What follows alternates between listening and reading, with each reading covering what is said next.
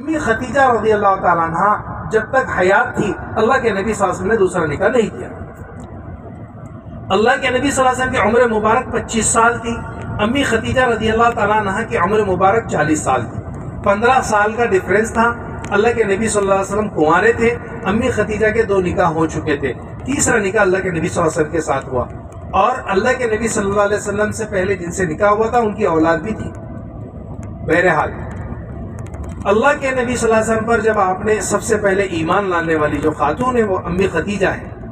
آپ بہت مالدار تھی لیکن آپ نے سارا تن من دھن سب کچھ اللہ کے نبی صلی اللہ علیہ وسلم کی خدمت میں جھونک دیا کہ آپ جس طریقے سے چاہے جہاں چاہے اس کو خرچ کر سکتے ہیں.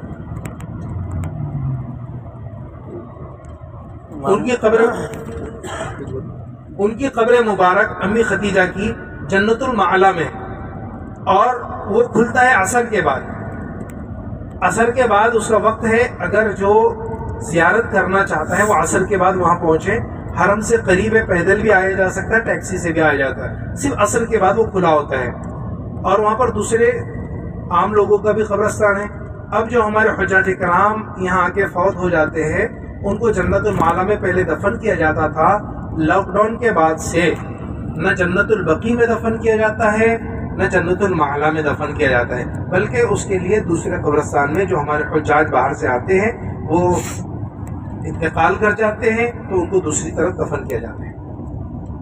بہرحال نبی پاک صلی اللہ علیہ وسلم نے مسجد جعرانہ پر مال غنیمت تقسیم کیا تو جب اللہ کے نبی صلی اللہ علیہ وسلم نے یہ فرمایا کیا تمہیں یہ اس پر خوشی نہیں ہے کہ میں خود تمہارے ساتھ چل رہا ہوں، تو صحابہ رضی اللہ عنہ بہت خوش ہوئے کہ تمام صحابہ رضی اللہ تعالیٰ عنہم اجمعین نے ایک ساتھ تکبیر بلند کی. اس سے شیطان بھاگ گیا اور صحابہ کرام رضی اللہ تعالیٰ عنہم اجمعین کا دل مطمئن ہو گیا.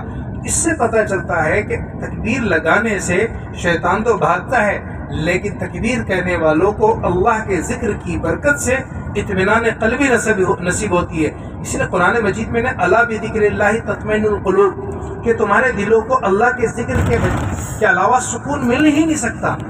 تو علماء نے مفسرین نے لکھا ہے یہاں ذکر سے مراد ایک ظاہری معنی ہے ایک باطنی معنی ہے.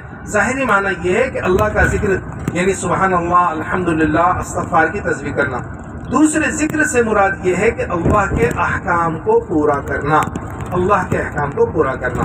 تو اللہ کے احکام کو پورا کرنے سے انسان کو دلی سکون ملتا ہے. اللہ پاک مجھے آپ کو دلی سکون نصیب فرمائے، اور دلی سکون ملے گا اللہ کے حکم کو رسول اللہ صلی اللہ علیہ وسلم کے طریقے پر پورا کرنے میں.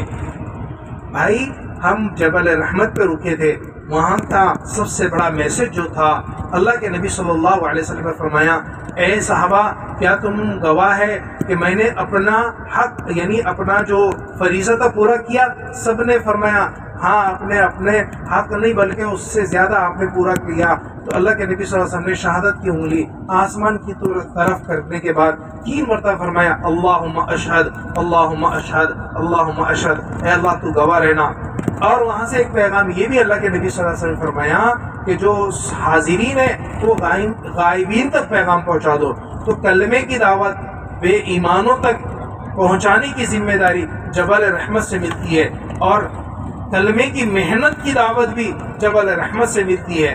اس لیے اللہ سے دل ہی دل میں دعا کرے کہ اللہ پاک دونوں محنتیں ہم سے قبول فرما لے اور دونوں محنتیں اللہ تبارک و تعالی ہم سے لے لے، کیونکہ یہی جبل رحمت کا ہے. اور دوسری بات یہ ہے کہ اللہ سے یہ بھی دعا کرے. اصل میں وہاں دعا کرنے کا پورا ارادہ تھا لیکن پولیس وہ جو سیکورٹی گارڈ تھے انہوں نے ہم کو سب کو ڈسٹرب کر رکھا تھا، ورنہ وہاں دعا بھی کرنی تھی. تو اللہ سے یہ دعا کرے کہ اے اللہ تو نے بچھڑوں کو وہاں دونوں کو ملایا، تو اگر میاں بیوی میں نا اتفاقی ہے تو دعا کرے اللہ اس کی برکت سے ملا دے گا. 2 سگے بھائیوں میں اگر نا اتفاقی ہے دعا کرے اللہ تعالیٰ اس کی برکت سے ملا دے گا. یا والد میں اور اولاد میں نا اتفاقی ہے یا کسی رشتہ دار میں حتیٰ کہ قریبی اچھے دوست میں اگر نا اتفاقی ہے تو اللہ سے دعا کرے کہ اللہ تعالیٰ نے جیسے حضرت آدم اور حضرت حوا کو وہاں پر ملایا تھا اللہ ہمارے بھی دلوں کو اور ہمارے بھی رشتوں کو ملا دے. اور مقام اسماعیل سے یہ بات ملتی ہے کہ والدین نے اپنی اولاد کی صحیح تعلیم و تربیت کرنا چاہیے۔ قرآن مجید میں ہے نا، ربنا انا اطعنا سادتنا وکبراءنا فاضلونا السبیلا ربنا آتهم ضعفین من العذاب ولعنهم لعنا کبیرا۔ علماء نے اس کی تشریح عام الفاظوں میں سمجھائی ہے، ترجمہ تو الگ ہے، مطلب الگ ہے، لغوی معنی الگ ہے، اس کی تشریح عام الفاظ میں اس طریقے سے سمجھائی ہے کہ جب یوم محشر قائم ہوگا، جو لوگوں نے اپنی اولاد کی صحیح تعلیم و تربیت نہیں کی ہوگی، وہ اولاد ماں باپ کے خلاف مدعی بن کے کھڑے ہو، اللہ تعالیٰ نے ان کا فیصلہ کیا ہوگا کہ تمہیں جہنم میں جانا ہے، وہ کہیں گے اللہ ہمیں جہنم میں جانا آپ کا فیصلہ قبول ہے، لیکن چند گزارشات ہیں اگر آپ قبول فرما لیں۔ ربنا انا اطعنا سادتنا، اے اللہ جی آپ ہی نے ہمارے ماں باپ کو ہمارا ذمہ دار بنایا تھا۔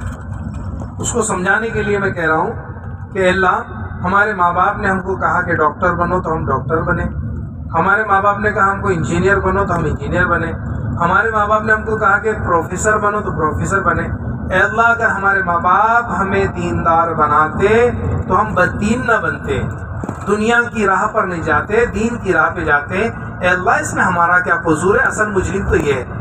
اس پر اکتفا نہیں کریں گے بلکہ کیا کہیں گے؟ ربنا آتihim ضعفین من العذاب ولعنهم لعنا کبیرا، کہ اللہ جی ان کو ہے نا تو سادہ سیدھا آپ عذاب مت دیجئے، بلکہ آپ کے پاس جو سب سے سخت عذاب ہے وہ دیجئے، اور ولعنهم لعنا کبیرا۔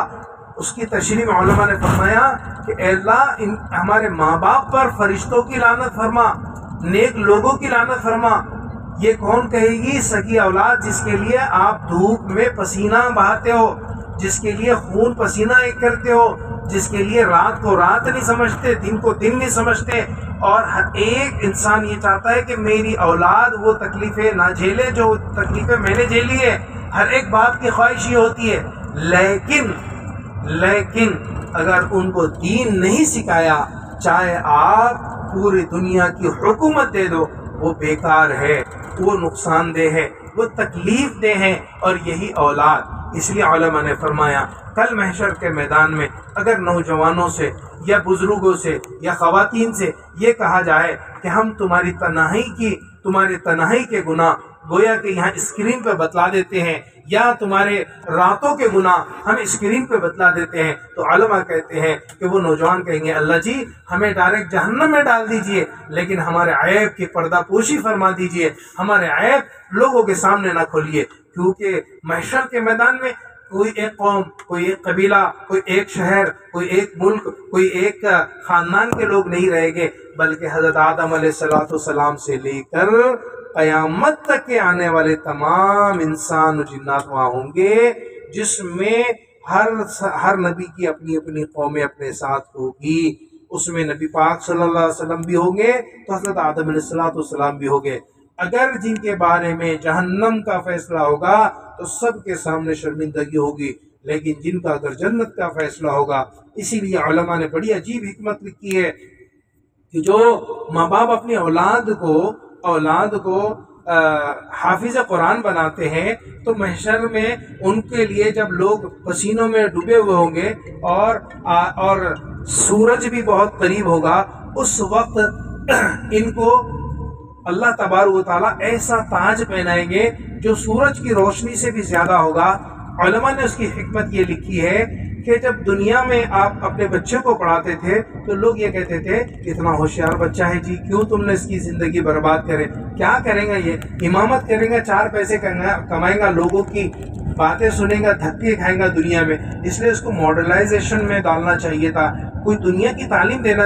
یعنی جو لوگ تنقید کرتے تھے کل قیامت کے دن اللہ پاک بتلائیں گے، اے لوگو تم جس کو حقیر سمجھتے تھے، جس مولوی کو، جس حافظ کو تم حقیر سمجھتے تھے، دیکھو آج سے اس کی برکتوں سے ہم ان کے ماں باپ کو تاج پہنا رہے ہیں، اور اس حافظ قرآن کو کہہ رہے ہیں کہ جاؤ تم اپنے خانوادے کے کہیں 10 لکھا ہے، کہیں 7 لکھا ہے، مختلف حدیثیں ہیں کہ تم اتنے لوگوں کی سفارش کرو، لیکن یاد رکھنا اس شخص کی سفارش مت کرنا جس نے تمہیں یعنی آپ کو حوصلہ دینے کے بجائے آپ کو یعنی پست ہمتی سے کام لیا ہے، یعنی آپ کو یہ کہا ہے کہ آپ کیوں مدرسہ پڑھتے ہو، مدرسے میں کیا رکھا ہے، کیوں حافظ قرآن بنتے ہو، حفظ کرنے سے کیا ملے گا سوائے 4-10 ہزار کی امامت کے علاوہ۔